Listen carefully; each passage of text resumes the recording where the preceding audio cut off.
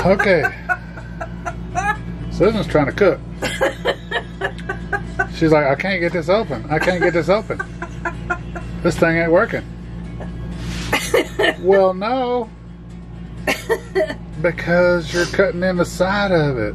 Hey, in my defense, I've never used one of those. It's always been a under the cabinet can opener. I've never used a manual can opener like that. Well, I can tell you, I'm 100% confident that is not the way. I mean, it might work. I don't know. Oh, well. Let's see if it'll work. She's like, I can't turn it. Oh, wait a minute. Well, I mean, it is working, though. It is working. Hey, see? Yeah, but it's cutting into the can all weird. I mean, we're going to have shards of metal. We're going to have to go to the emergency room. What is going on? Look, it's got to go like this. This cuts into the... This grabs the bottom and that cuts into the top. Oh. You got to cut the top open. I hope it'll go all the way around now. There. Oh my gosh. You try to cut it from the side. Now, how much metal and shavings, shards of stuff do we have in here? Okay, well, I think it's alright. We'll see. It looks good. Got a good laugh. At my expense.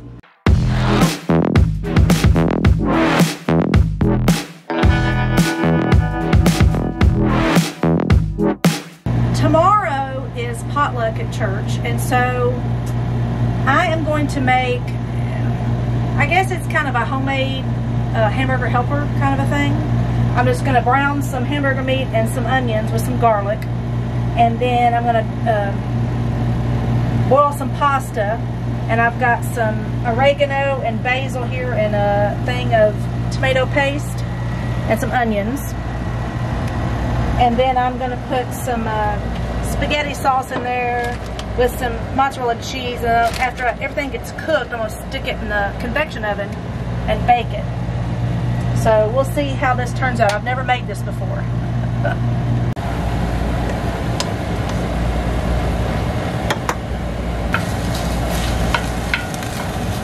It's my first time to cook on gas. I've always used electric skillets everywhere I've lived, so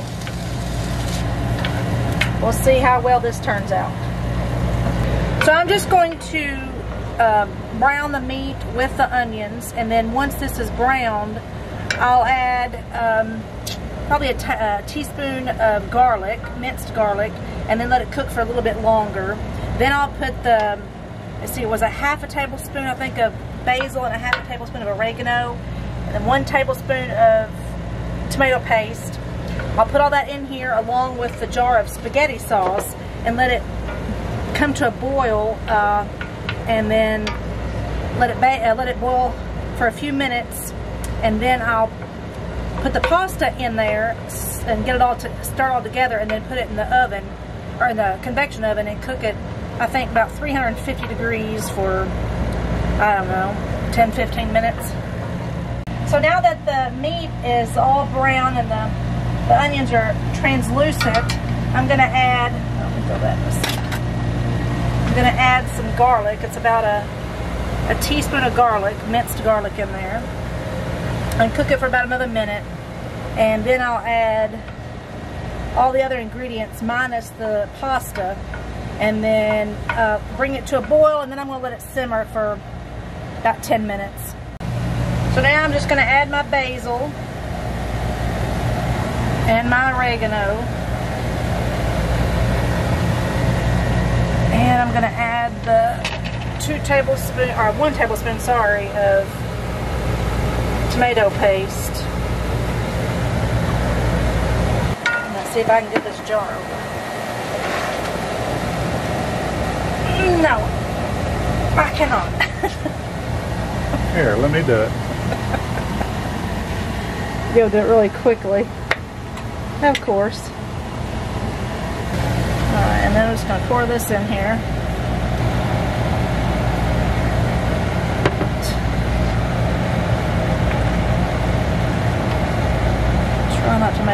mess. Always seems like whenever you're cooking with spaghetti sauce, you always get sauce splattered everywhere.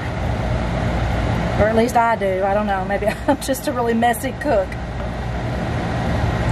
bad you don't have a smell-o-vision because it smells really good. Alright, so then I'm gonna let this simmer. I'm gonna put it up on high, bring it to a boil, and then I'm going to reduce it and let it simmer for, like I said, about 10 minutes. By that time, maybe the pasta will be done.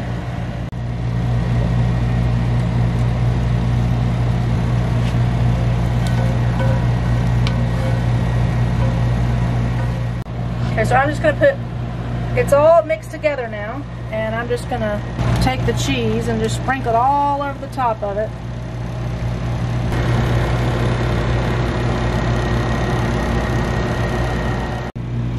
So we looked up some instructions on how to use this convection oven, and it's really not that difficult. So we're going to bake the dish in here at 350 for about 20 minutes. So what you do is you can preheat it just like you would a regular oven. So you punch preheat, and then it asks you what temperature. So then the temperatures are associated with a number. So then all I did, I preheat, and then I hit 6 for 350 degrees, and then it asks you if you want to do convection, and I said yes, so I clicked convection, and then it asks you to enter a time. So then I just entered 20 minutes and hit start, and it's preheating, as you can see. So once it gets done preheating, it'll make a noise like a regular oven would to alert you that it's done. Then you put your food in there, and once you hit the door, you just hit start, and then it'll cook at the time that you already entered into there. So it's really not that difficult. You just have to read the instructions. A lot of people don't like to read instructions. So the oven is now preheated. The beep went off, so we know that it is. And then if you look here at the screen, it tells you to place food in oven. So see, it kind of tells you what to do. Preheat over, place food in oven. It's hot. Yeah. It's coming out of there. Now once you're doing the convection, the turntable does not turn. And then it tells you to press start.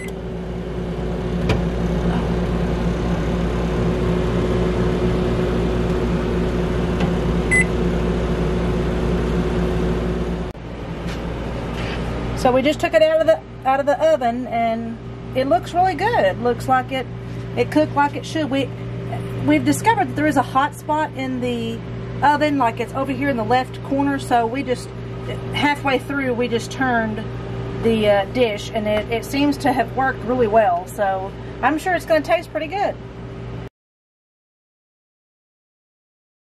Hey guys, well, we found a leak.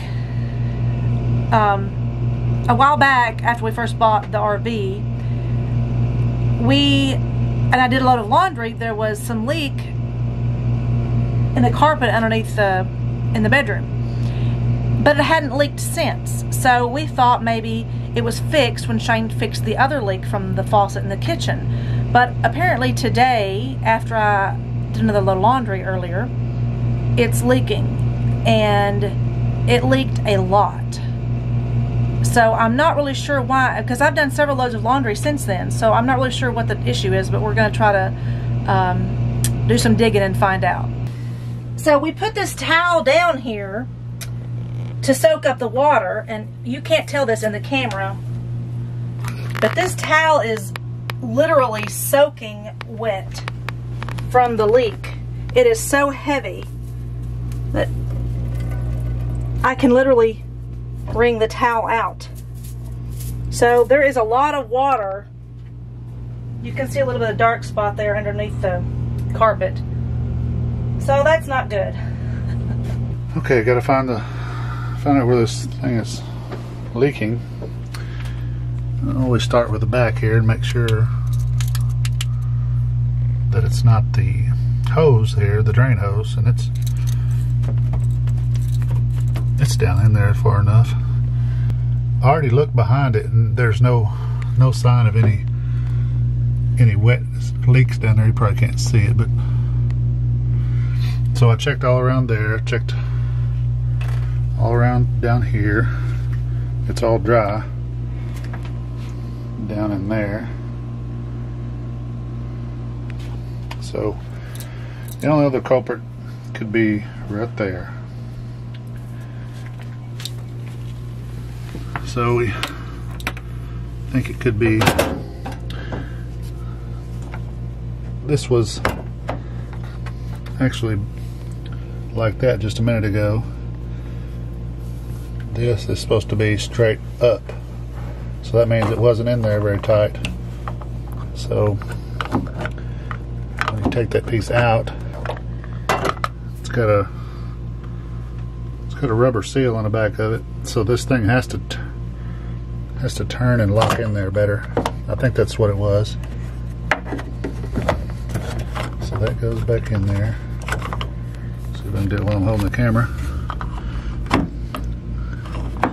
It goes in there. I guess it could be straight down too, but either way it has to be straight on one end or the other. Make sure I got it right. Yep. Like that.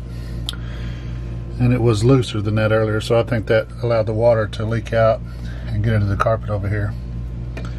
Pretty sure that's what it is, but we'll test it and find out. This is the second towel that we've put down, and Shane's stepping on it to get all the water out of the carpet, and look, you can see how much water is coming out even after the first towel was soaking wet. There was a lot of water that came out of there, so I sure am hoping that me pulling that drain out of there after the last time I did laundry is the reason why. I must just not have tightened it enough, and then, you know, that's why it leaked. So I'm keeping my fingers crossed that's all that it is. I don't really want to end this video on a sad note, but Shane and I went to a memorial today for a friend of ours who died a week ago yesterday, and it was a tragic accident, and it was so, I mean, as tragic accidents are, you know, it was just unbelievable. You know, when you find out, you're like, oh my gosh, you know, how can this even be? And you know, he left behind 4 children and some grandchildren, and he wasn't just but a few years older than us, and it's just a tragic thing that happens in life. And so, you know, I just want to encourage you to spend time with your family and your loved ones, because you never know when your last day is. And I'm sure last Friday when he woke up, he did not know that was going to be his last day on earth, as none of us know that. So I just encourage you to live in the sunshine and be thankful for every day that you have. Be blessed. Spend time with your family. Call your family members if you haven't spoken to them in a long time. I just encourage you to live in the sunshine. Thanks for watching. Until next time.